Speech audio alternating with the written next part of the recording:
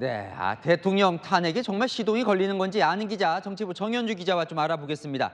일단요, 대통령 탄핵 국민청원 청문회 처음 듣는데요.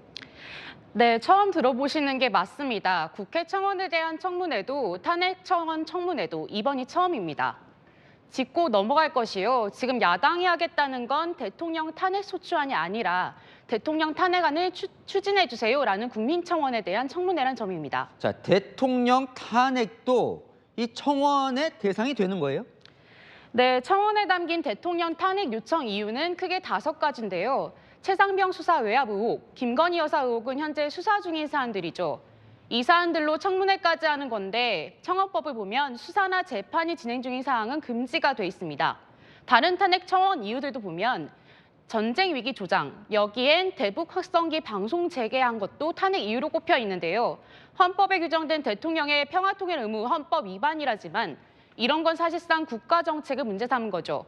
국가적으로 중대한 대통령 탄핵을 이런 청원으로 할 일인가란 비판도 나옵니다. 그런데 지금 이제 청원 검토를 넘어서 법사위에서 청문회까지 한다는 거잖아요. 이 청문회 이것도 지금 사상 처음이죠.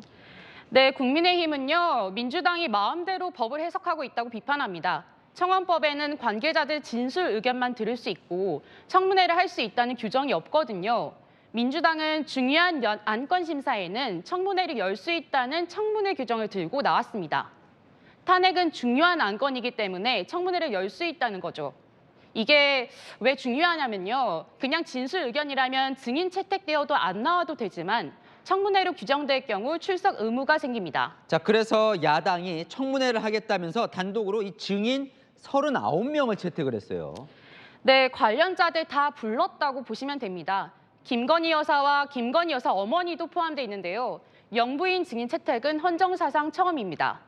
최상병 특검법 입법청문회 기억하시죠?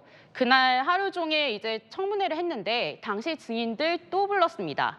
일단 다 불러놓고 또 몰아세우겠다는 거냐, 몰아세우겠다는 거냐 여당 내 비판이 나옵니다. 자, 민주당이요. 또 검사 탄핵안도 추진을 했었는데 그러면서 검사들도 불러서 이제 조사를 하겠다고 했잖아요. 이것도 그럼 같이 하는 겁니까? 네, 탄핵안이 발의된 검사들에 대한 법사위 조사는 숨고르기 단계입니다. 당초 다음 주부터 밀어붙이려다가 위법 근거를 조금 더 보충하자는 쪽으로 정리했다는데요. 이원석 검찰총장은 검사 탄핵안 내용이 다 허위 사실이라며 직권남용, 명예훼손으로 수사할 수 있다고 강하게 반발하고 있죠. 자칫 어설프게 했다가는 되치기를 당할 수 있다고 보고 있습니다. 이성윤 민주당 의원도 대북 송금 사건 수사검사인 박상용 검사에 대해 음주추태 의혹을 들었다가 박 검사가 명예훼손으로 고소하니 실명을 거론하지 않았다, 발을 뺐죠. 자, 그러니까 이 탄핵 악들을 지금 막 밀어붙이는 분위기인데요. 실제로 그래서 이 탄핵이 뭐 추진될 가능성도 있어 보여요. 네, 일단 민주당 법사위원들은 청원 청문회에서 문제가 발견되면 대통령 탄핵 소추 가능성도 가능하다고 열어두고 있습니다. 하지만 국민 동의를 빙자해 탄핵 불씨 살리기에 악용한다는 지적도 나옵니다.